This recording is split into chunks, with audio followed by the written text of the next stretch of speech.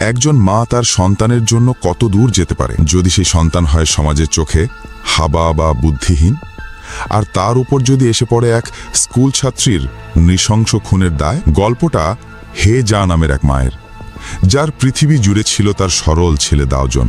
কিন্তু এক সকালে শহরের সবচেয়ে উঁচু বিল্ডিংয়ের ছাদে একটি মেয়ের ঝুলন্ত লাশ পাওয়া যায়, আর সব প্রমাণ আঙুল তোলে দাওজনের দিকে। মা বিশ্বাস করেন তার ছেলে নির্দোষ, সে একটা মাছিও মারতে পারে না। তাই তিনি একাই নেমে পড়েন আসল খুনিকে খুঁজে বের করার লড়াইয়ে। কিন্তু এই গল্পটা কি সত্যিই একজন নির্দোষ ছেলেকে বাঁচানোর লড়াই, নাকি মায়ের অন্ধ ভালোবাসা এমন এক ভয়ঙ্কর সত্যকে আড়াল করার চেষ্টা করছে যা জানলে আপনার পায়ের তলার মাটি সরে যাবে? গল্পের কেন্দ্রে রয়েছেন এক মা হেজা, 50-এর কোঠায় বয়স, নিজের ছোট্ট একটি ভেষজ ওষুধের দোকান চালান, আর তার একমাত্র অবলম্বন হলো তার সরল কিছুটা বুদ্ধিহীন ছেলে দাওজন। একদিন রাস্তার ধারে দাওজন আর তার ছোটবেলার বন্ধু ঝেংতাই মিলে খুনসুরি করছিল। হঠাৎই ঝড়ের বেগে ছুটে আসা এক দামি গাড়ি দাওজনকে প্রায় উড়িয়ে নিয়ে যাচ্ছিল। ছেলের দিকে তাকিয়ে আতঙ্কে চিৎকার করে ওঠেন হেজা। দাওজন এখন বড় হয়ে গেলেও মায়ের চোখে সে এখনো সেই ছোট্ট শিশুটি। গাড়ির চালক ধাক্কা মেরেই পালানোর তালে ছিল, কিন্তু ঝেংতাই একসময় আর্মিতে ছিল, গায়ে তার এখনো সেই জোর আছে। সে দৌড়ে গিয়ে গাড়িটা আটকে ফেলে, আর তার পিছু পিছু আসে দাওজন। গাড়িটা একটা মার্সিডিজ, আর চালকরা সামনের গল্ফ কোর্সের দিকেই যাচ্ছিল। পার্কিং লটে গিয়ে ঝেংতাই এক লাথিতে গাড়ি সাইড ভিউ মিরারটা ভেঙে গুড়িয়ে দেয়। বোকা দাওজনও চেষ্টা করেছিল, কিন্তু পারেনি। কিন্তু গল্প এখানেই শেষ নয়। ঝেংতাই ঠিক করে গাড়ির মালিকদের খুঁজে বের করে এর একটা হেস্তনেস্ত করতেই হবে। বিশাল গল্ফ কোর্সে মানুষ খুঁজে পাওয়া সহজ নয়। দাওজন এসবের চেয়ে খেলাতেই বেশি আগ্রহী। সে নদীর জলে নেমে গল্ফ বল কুড়োতে শুরু করে, কারণ সে এই বলগুলো তার পছন্দের একটি মেয়েকে উপহার দিতে চায়। এই তার মেয়ে ছেলে মানুষই দেখে ঝেংতাই মুখ ফসকে তাকে হাবা বলে ফেলে। কিছুক্ষণ পর যখন তারা সেই ধনী লোকগুলোকে খুঁজে পায়, তখন তাদের মধ্যে তুমুল মারামারি লেগে যায় এবং শীঘ্রই সবাইকে পুলিশ স্টেশনে নিয়ে যাওয়া হয়। থানায় এসে জানা যায় ওই ধনী ব্যক্তিরা শহরের বেশ প্রভাবশালী। যদিও ধাক্কা মেরে পালানো যা তাদেরই দোষ ছিল, কিন্তু তারাও বদলি মার খেয়েছে। তাই পুলিশও ব্যাপারটা নিজেদের মধ্যে মিটিয়ে নেওয়ার জন্য চাপ দেয়। ধনী লোকগুলো রাজি হয়, কিন্তু একটা শর্তে, মারামারির হিসাব না হয় চুকে গেল, কিন্তু ভাঙা সাইড ভিউ মিরারের ক্ষতিপূরণ তো দিতে হবে। ঝেংতাইয়ের কোনো কাজ নেই, টাকাও নেই, তাই সে চট করে সব দোষ চাপিয়ে দেয় সরল সোজা দাওজনের ঘাড়ে। দাওজন তখন একপাশে বসে গল্ফ বল নিয়ে খেলায় মগ্ন। তাকে জিজ্ঞেস করলেও সে কিছুই বলে না। উল্টো দিকে বসা ধনী ব্যবসায়ীরা অধৈর্য হয়ে ওঠে এবং নিচু স্বরে গালি দিয়ে বলে, মানসিক প্রতিবন্ধী। এই কথাটা দাওজনের বুকে তীরের মতো বিঁধে যায়। তার বন্ধু ঝেংতাই ছাড়া আর কেউ তাকে এই নামে ডাকার সাহস করে না। ভাগ্য ভালো যে ঠিক সময় তার মা হেজা সেখানে পৌঁছে যান এবং ক্ষতিপূরণের টাকা দিয়ে ছেলেকে ছাড়িয়ে আনেন। আসলে দাওজন কিন্তু পুরোপুরি বোকা নয়। সে সাধারণ কথাবার্তা বলতে পারে, কিন্তু তার ইমোশনাল ইন্টেলিজেন্স বা আবেগ বোঝার ক্ষমতাটা কম। কোনো জটিল পরিস্থিতিতে কোনটা ঠিক আর কোনটা ভুল সেই বিচার করার ক্ষমতা তার নেই। তবে মাঝে মাঝে সে একদম স্বাভাবিক মানুষের মতোই আচরণ করে। ছোটবেলা থেকেই সে পাশের গ্রামের একটি মেয়ে সিসিকে পছন্দ করত। সে তার বন্ধু ঝেংতাইয়ের কাছে শুনেছিল যে বিশেষ ভেষজ দিয়ে রান্না করা চিকেন উইংস খেলে নাকি শরীর ভালো থাকে আর মেয়েরা তাকে পছন্দ করবে। এই শুনে তার মা হেজাও প্রতিদিন আনন্দের সাথে ছেলের জন্য এই খাবার রান্না করে দিত। সেদিন বিকেলে দাওজুন একটি ছোট বারে তার বন্ধু ঝেংতাইয়ের জন্য অপেক্ষা করছিল, কিন্তু ঝেংতাই সেদিন ইচ্ছে করে নদীতে ফেলে আসা গল্ফ ক্লাবটা খুঁজতে গিয়েছিল, কারণ জিনিসটা তার বেশ পছন্দ হয়েছিল। এদিকে দীর্ঘক্ষণ অপেক্ষা করতে করতে দাওজুন একাই মদ খেয়ে মাতাল হয়ে পড়ে।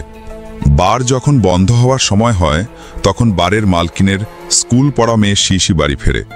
এই সেই মেয়ে যাকে দাওজুন পছন্দ করে। মাতাল অবস্থাতেও সে লজ্জা ভেঙে সাহস করে মেয়েটিকে তার মনের কথা বলার চেষ্টা করে, কিন্তু বারের মালকিন কি এমন ছেলের সাথে মেয়ের সম্পর্ক মেনে নেবেন? তিনি দাওজুনকে তাড়িয়ে দেন, উপহারটাও দেওয়া হয় না। মাতাল দাওজন টলটল করে বাড়ির দিকে হাঁটতে থাকে। পথে স্কুলের পোশাকে থাকা আরেকটি মেয়ের সাথে তার দেখা হয়। হয়তো সম্প্রতি মায়ের দেওয়া ভেষজ ওষুধের প্রভাবে সে মেয়েটিকে দেখেই তার পিছু নিতে শুরু করে। মেয়েটি একটি নির্জন মোড়ে এসে ভয় পেয়ে যায়। পাশে একটা অন্ধকার গলি দেখে সে তাড়াতাড়ি ভেতরে ঢুকে লুকিয়ে পড়ে। দাওজুন বোকার মতো সোজা এগিয়ে যায়, কিন্তু গলির ভেতরে না ঢুকে সে আবার টলটল করে বাড়ির পথে হাঁটতে দেয়। ঠিক তখনই গলির ভেতর থেকে কেউ একজন একটি বড় পাথর ছুঁড়ে মারে, যা অল্পের জন্য তার গায়ে লাগেনি। দাউজুন ভয় পেয়ে সেখান থেকে দৌড়ে পালিয়ে যায়। দিনটা এইভাবেই কেটে যায়, কিন্তু পরদিন সকালে শহরটা জেগে ওঠে এক ভয়ঙ্কর দৃশ্য দেখে। গত রাতের সেই মেয়েটির মৃতদেহ পাওয়া যায় একটি বিল্ডিংয়ের ছাদে। তার মাথাটা ছাদের রেলিংয়ের উপর এমনভাবে ঝোলানো ছিল, যা রাতের অন্ধকারে দেখলে যে কারোর আত্মা কেঁপে উঠবে। পুলিশ দ্রুত একটি তদন্তকারী দল গঠন করে।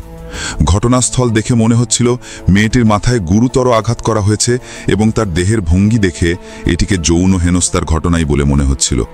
পুলিশের ধারণা কোনো বিকৃত কামু ব্যক্তি মেয়েটিকে ধর্ষণের চেষ্টা করে এবং বাধা দেওয়ায় তাকে খুন করে শহরের সবচেয়ে উঁচু ছাদে এমনভাবে ফেলে রেখে যায় যেন সে পুলিশকে সরাসরি চ্যালেঞ্জ করাচ্ছে। প্রত্যক্ষদর্শীর বয়ান অনুযায়ী পুলিশ খুব দ্রুত দাউজুনকে প্রধান সন্দেহবাজ হিসাবে চিহ্নিত করে।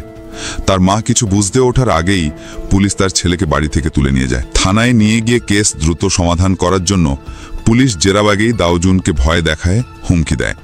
দাউজুন ভয় পেয়ে আর তার বুদ্ধি কম হওয়ায় পুলিশের পাতা ফাঁদে পা দেয় এবং নিজের সপক্ষে কিছুই বলতে পারে না। সবচেয়ে বড় প্রমাণ হিসাবে সামনে আসে একটি গল্ফ বল, যা ঘটনাস্থলে পাওয়া গেছিল। বারের মালকিনও সাক্ষী দেয় যে এই বলটা দাউজুনের। প্রতিবেশীরাও জানায় যে দাউজুনের মধ্যে সম্প্রতি মানসিক উত্তেজনা বেড়ে গিয়েছিল। সাক্ষী আর প্রমাণ সবকিছুই যখন দাউজুনের বিরুদ্ধে, তখন তাকেই খুনি হিসাবে সাব্যস্ত করা হয়। তার জন্য অপেক্ষা করছিল যাবজ্জীবন কারাদণ্ড। হেজা কিছুতেই বিশ্বাস করতে পারছিলেন না যে তার নিরীহ ছেলে কাউকে খুন করতে পারে। তিনি তদন্তকারী অফিসারের কাছে গিয়ে কাঁদতে কাঁদতে বলেন, আমার ছেলে তো একটা মাছিও মারতে পারে না, সে খুনি হবে কি করে? কিন্তু অফিসারের হাত পা বাঁধা। উপর মহল থেকে কেস দ্রুত ক্লোজ করার জন্য চাপ আসছিল। হেজা সেই মুহূর্তে কোনো যুক্তি খুঁজে পাননি, কিন্তু মনে মনে প্রতিজ্ঞা করেন যে করেই হোক তিনি তার ছেলেকে ফাঁসানো আসল খুনিকে খুঁজে বের করবেনই। কয়েকদিন পর পুলিশ দাউজুনকে নিয়ে ক্রাইম সিন পুনর্গঠনের জন্য ঘটনাস্থলে আসে। গ্রামের সবাই আর সাংবাদিকরা ভিড় জমায়। দাউজুন ভাবছিল এটা হয়তো কোনো খেলা বা অভিনয়। সে বুঝতেই পারছিল না যে সে একজন অপরাধী হয়ে গেছে। অন্যদিকে তার মা ভিড়ের মধ্যে লিফলেট বিলি করে সবাইকে বোঝানোর চেষ্টা করছিলেন যে তার ছেলেকে ফাঁসানো হয়েছে। এরপর তিনি নিজে থেকেই মৃত মেয়েটির শেষ কৃত্যে যান। সেখানে গিয়ে তিনি মেয়েটির পরিবারের কাছে দুঃখ প্রকাশ করেন এবং বলেন যে তার ছেলে খুনি নয়। কিন্তু শোকার্ত পরিবার কি আর তার কথা শুনবে? তাকে উল্টো মারধর করে সেখান থেকে বের করে দেওয়া হয়। হেজা বুঝতে পারেন এই লড়াইটা তাকে একাই লড়তে হবে। তিনি মেকআপ করে শহরের এক নামকরা উকিলের কাছে যান, যার ব্যাপারে শোনা যায় যে তিনি নাকি খুব সৎ এবং গরিবদের সাহায্য করেন। এখানে একটি গুরুত্বপূর্ণ বিষয় খেয়াল করুন। উকিলের কাছে যাওয়ার সময় হেজার ঠোঁটে ছিল লিপস্টিক, কিন্তু উকিলের সঙ্গে দেখা করে বেরিয়ে আসার পর সেই লিপস্টিক আর নেই। এর মধ্যে কি ঘটেছিল তা হয়তো আপনারা অনুমান করতে পারছেন। সেই উকিল দাউজুনকে সেই রাতের ঘটনা মনে করতে বলেন। দাউজুন অনেক চেষ্টা করেও কিছু মনে করতে পারে না। হঠাৎ তার কিছু একটা মনে পড়ে এবং বলে ওঠে, এটা আমি করিনি। হেজা উত্তেজিত হয়ে পড়েন। তিনি জানতেন তার ছেলে নির্দোষ, কিন্তু দাউজুন বলে, খুনের কথা না, ওই গাড়ি সাইড ভিউ মিলারটা আমি ভাঙিনি, ওটা ঝেংতাই ভেঙেছে। এই অপ্রাসঙ্গিক কথা শুনে উকিল অধৈর্য হয়ে চলে যান। কিন্তু হেজার মাথায় একটা নতুন সন্দেহ দানা বাঁধে। সেই রাতে দাউজুনের সাথে ঝেংতাইয়ের দেখা করার কথা ছিল, কিন্তু সে আসেনি। আবার আগের দোষটাও সে দাউজুনের ঘাড়ে চাপিয়েছিল। হেজার মন বলে খুনি ঝেংতাই হতে পারে। তিনি ঠিক করেন এবার নিজেই তদন্ত করবেন। তিনি লুকিয়ে ঝেংতাইয়ের অগোছালো ঘরে ঢোকেন এবং খুঁজতে খুঁজতে পর্দার আড়াল থেকে সেই গল্ফ ক্লাবটা খুঁজে পান। ক্লাবটার মাথায় রক্তের দাগ দেখে তিনি শিউরে ওঠেন। এটাই তাহলে খুনের অস্ত্র। ঠিক তখনই ঘরের বাইরে কারো আসার শব্দ হয়। হেজা আতঙ্কে আলমারির ভেতরে লুকিয়ে করেন। ঘরে ঢুকে ঝেংতাই আর তার সাথে দাউজুনের পছন্দের সেই মেয়ে সিসি। দুজনকে ঘনিষ্ঠ অবস্থায় দেখে হেজার সন্দেহ আরও দৃঢ় হয় যে নিজের বন্ধুর পছন্দের মেয়ের দিকেও হাত বাড়াতে পারে, সে খুনও করতে পারে। তারা ঘুমিয়ে পড়লে হেজা খুব সাবধানে গল্ফ ক্লাবটা নিয়ে বেরিয়ে আসেন এবং উৎসাহের সাথে সেটা নিয়ে পুলিশ স্টেশনে যান। কিন্তু পুলিশি পরীক্ষা জানা যায় ওটা রক্তের দাগ নয়, বরং সিসির ঠোঁটের লিপস্টিকের দাগ। হেজার সব আশা এক মুহূর্তে ধুলোয় মিশে যায়। তিনি হতাশ হয়ে বৃষ্টির মধ্যে বাড়ির দিকে হাঁটতে থাকেন। তার মানে কি, তার ছেলে আর কোনোদিনও ফিরবে না। ঠিক তখনই সেই আইনজীবীর সহকারী তার গাড়ি নিয়ে এসে বলে, বড় আইনজীবী আপনার সাথে দেখা করতে চান। কিন্তু তারা অফিসে না গিয়ে একটা নাইট ক্লাবে যায়। সেখানে সেই ধূর্ত আইনজীবী সরাসরি প্রস্তাব দেয়, 20 লক্ষ টাকা দিলে আপনার ছেলের সাজা কমিয়ে 4 বছর করে দেওয়া যাবে। কারণ আইন অনুযায়ী মানসিক প্রতিবন্ধী হলে শাস্তি কমে যায়। তাকে শুধু প্রমাণ করতে হবে যে দাওজন ছোটবেলা থেকেই এমন। এই কথা শুনে হেজা আঁতকে ওঠেন। তিনি কিভাবে বলবেন যে তার ছেলের 6 বছর বয়সে তিনি তাকে কীটনাশক খাইয়েছিলেন? বাড়িতে ফিরে দেখেন জেংতাই তার জন্য অপেক্ষা করছে। মিথ্যা অভিযোগে ফেসে যাওয়ার রাগে সে হেজার সাথে বোঝাপড়া করতে এসছে। হেজা তাকে কিছু টাকা দিয়ে ক্ষমা চেয়ে নেন। জেংতাই হয়তো তার অসহায় অবস্থা বুঝতে পারে। যাওয়ার আগে সে হেজাকে তদন্তের একটা গুরুত্বপূর্ণ সূত্র দিয়ে যায়। সে বলে, খুনের উদ্দেশ্য মূলত 3টে হয়: লাভ, কামনা আর প্রতিশোধ। এই গরিব শহরে এমন কোনো লাভ নেই যার জন্য কেউ খুন করবে। একটা স্কুল ছাত্রীর ওপর প্রতিশোধ নেওয়ারও তেমন কারণ নেই। বাকি থাকে শুধু কামনা। দাওজন তো ওর পেছনে ঘুরত, আর দুর্ভাগ্যবশত সে ঘটনাস্থলে ছিল, তাই সে বলির পাঠা হয়ে গেল। আসল খুনিকে খুঁজতে হলে দেখুন ওই মেয়েটির ওপর আর কার কার নজর ছিল। জেংতাইয়ের কথাগুলো হেজার মনে একটা নতুন পথের দিশা দেখায়।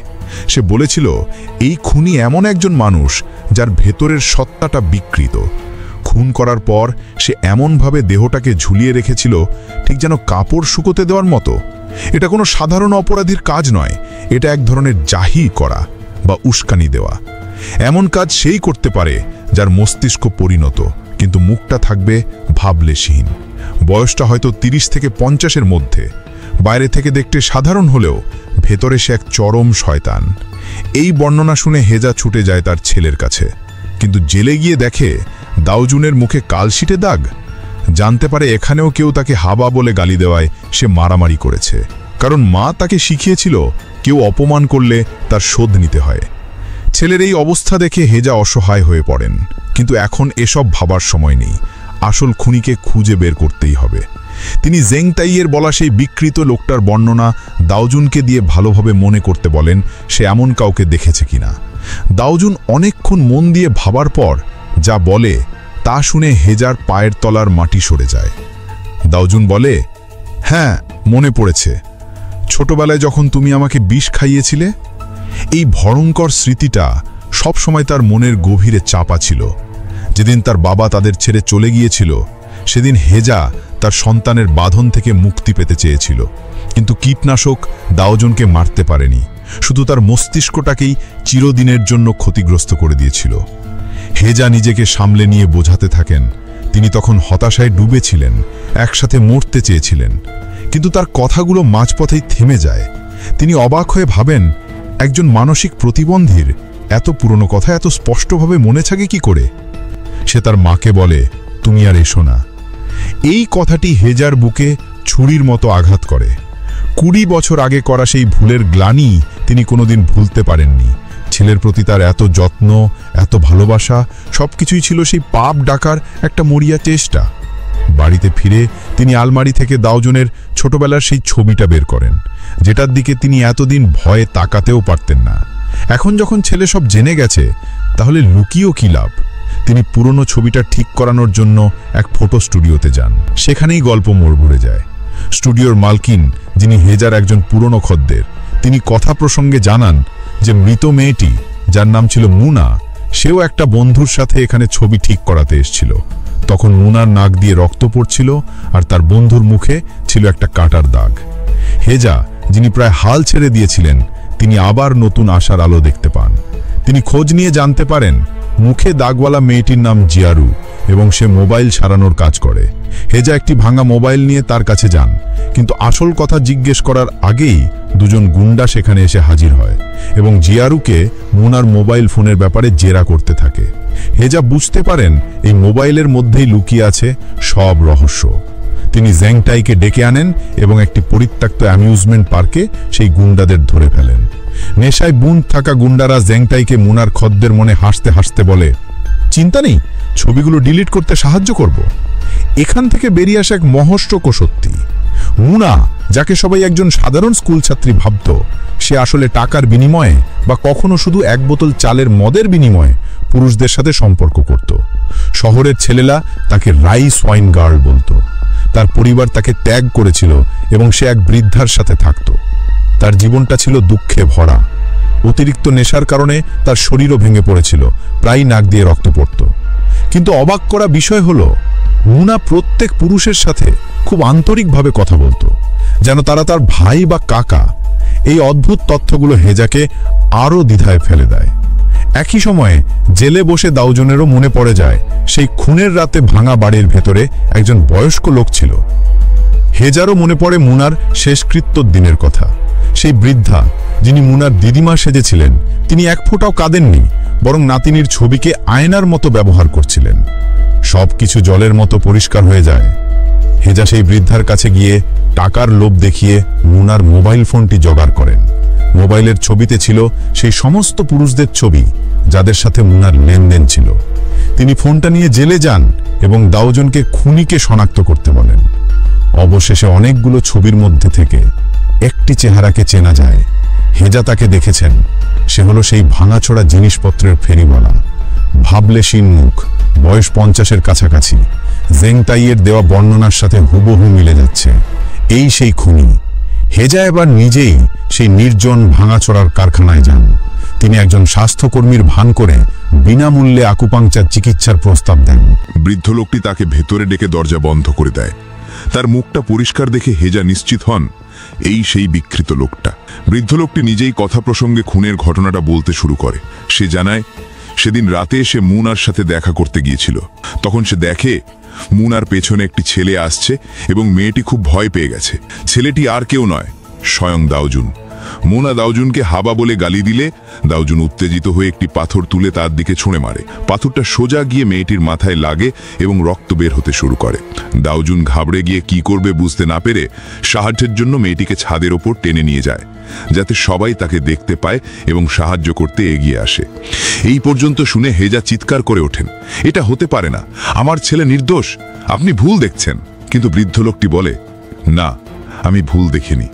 ক্রাইম সিন পুনর্গঠনের সময়ও আমি তাকে দেখেছি। সেই বোকাশোকা চেহারার ছেলেটাই ছিল খুনি। হেজা পুরোপুরি ভেঙে পড়েন। তার পৃথিবীটা যেন এক মুহূর্তে ওলটপালট হয়ে যায়। যে ছেলেকে বাঁচানোর জন্য তিনি এতদিন লড়াই করলেন, সেই ছেলেই আসল খুনি। ঠিক তখনই বৃদ্ধ লোকটি পুলিশকে ফোন করে প্রত্যক্ষদর্শী হিসাবে সাক্ষ্য দেওয়ার কথা বলে। আর ঠিক সেই মুহূর্তে হেজার ভেতরের মা জেগে ওঠে। সে তার ছেলেকে বাঁচানোর জন্য এক ভয়ঙ্কর সিদ্ধান্ত নেয়। সে হাতের কাছে থাকা একটি ভারী যন্ত্র দিয়ে বৃদ্ধ লোকটিকে আঘাত করে এবং ঘটনাস্থলেই তাকে খুন করে ফেলে। তারপর পুরো ভাঙাচোরার কারখানাটায় আগুন লাগিয়ে দেয়। পরের দিন পুলিশ হেজার বাড়িতে আসে, কিন্তু তাকে গ্রেফতার করতে নয়, বরং খবর দিতে। তারা জানায় কারখানার আগুন থেকে পাওয়া একটি মৃতদেহের ডিএনএ টেস্ট করে জানা গেছে সেই মুনার খুনি। তার গায়ে মুনার রক্তের দাগ পাওয়া গেছে, যা গল্ফ বলের চেয়েও অনেক জোরালো প্রমাণ। ফলে দাউজুন ছাড়া পেয়ে যায়। কিন্তু গল্প এখানেই শেষ হয় না। জেল থেকে বেরিয়ে দাউজুন তার বন্ধুদের সাথে সেই পোড়া কারখানার পাশ দিয়ে যাওয়ার সময় তার মায়ের সেই আকুপাংচারের বাক্সটা খুঁজে পায়। সে বাড়ি ফিরে সেই পোড়া বাক্সটা তার মায়ের হাতে তুলে দেয়। এই একটি দৃশ্যই সব বলে দেয়। দাউজুন এখন সব জানে। সে জানে তার মা তাকে বাঁচানোর জন্য একজন মানুষকে খুন করেছে। 20 বছর ধরে হেজার সব চেষ্টা, সব ভালোবাসা এক মুহূর্তে অর্থহীন হয়ে যায়। তিনি আর কোনোদিনও ছেলের চোখে সেই নিষ্পাপ মা হয়ে থাকতে পারবেন না। সিনেমার শুরুতে আমরা দেখেছিলাম হেজা একা বিস্তীর্ণ প্রান্তরে নাচছেন। সম্ভবত তিনি হয় পাগল হয়ে গিয়েছিলেন, অথবা এই আনবেয়ারেবল সত্যিটা মেনে না নিতে পেরে আত্মহত্যা করেছিলেন। এই সিনেমাটি আমাদের এক গভীর প্রশ্নের সামনে দাঁড় করিয়ে দেয়, একজন মায়ের ভালোবাসা কতটা শক্তিশালী হতে পারে।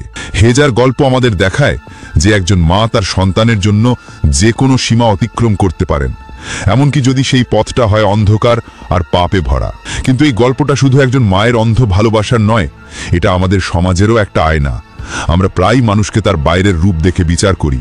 দাউজুনকে সবাই হাবা বা প্রতিবন্ধী বলতো, কিন্তু তার ভেতরের কষ্টটা কেউ বোঝার চেষ্টা করেনি। মুনা, যাকে সবাই চরিত্রহীন বলতো, তার একাকিত্ব আর দুঃখের কথাও কেউ জানতে চায়নি। এই সিনেমা আমাদের শেখায় প্রত্যেকটা মানুষের একটা গল্প থাকে। কাউকে বিচার করার আগে তার জুতোয় পা গলিয়ে তার পথটা হেঁটে দেখা উচিত। আমরা যদি একটু সহানুভূতি আর ভালোবাসা দিয়ে একে অপরের পাশে দাঁড়াই, তাহলে হয়তো অনেক বিজেদি এড়ানো সম্ভব। জীবন অনেক কঠিন হতে পারে, কিন্তু হেজার মতো লড়াই করার মানসিকতা আর দাউজুনের মতো সরলতা যদি আমরা নিজেদের মধ্যে ধারণ করতে পারি, তাহলে হয়তো আমরাও আরো ভালো মানুষ হয়ে উঠতে পারবো। এক মায়ের ভালোবাসার গল্প, যে ভালোবাসা বাঁচাতে গিয়ে ধ্বংসের পথে হাঁটে, যে ভালোবাসা একদিকে জন্ম দেয় আবার অন্যদিকে কেড়ে নেয় জীবন। হেজার এই লড়াইটা শুধু তার ছেলের জন্য ছিল না, ছিল তার নিজের করা ভুলের প্রায়শ্চিত্ত করার এক মূলিয়া চেষ্টা। কিন্তু সত্যিটা যখন সামনে এলো, তখন সব হিসেব উলটপালট হয়ে গেল। যে সন্তানকে বাঁচানোর জন্য একজন মা পৃথিবীর বিরুদ্ধে চলে গেলেন, সেই সন্তানের চোখে কি তিনি আর আগের মতো নিষ্পাপ থাকতে পারলেন? মাতৃত্বের কাছে কি ন্যায় অন্যায়, পাপ পুণ্যের বিচার সত্যি অর্থহীন? এই প্রশ্নটা আজ আমি আপনাদের জন্যই রেখে গেলাম। জীবনের এমনই সব জটিল, আবেগঘন আর গভীর গল্পগুলোই আমরা আপনাদের সামনে তুলে ধরতে চাই। প্রতিটি গল্পের গভীরে লুকিয়ে থাকা এমন অনুভূতিগুলো যদি আপনার মন ছুঁয়ে গিয়ে থাকে, যদি আপনিও চান এই গল্পের সফরে আমাদের সঙ্গী হতে, তাহলে চ্যানেলটি সাবস্ক্রাইব করে আমাদের এই ছোট্ট পরিবারের অংশ হয়ে যান।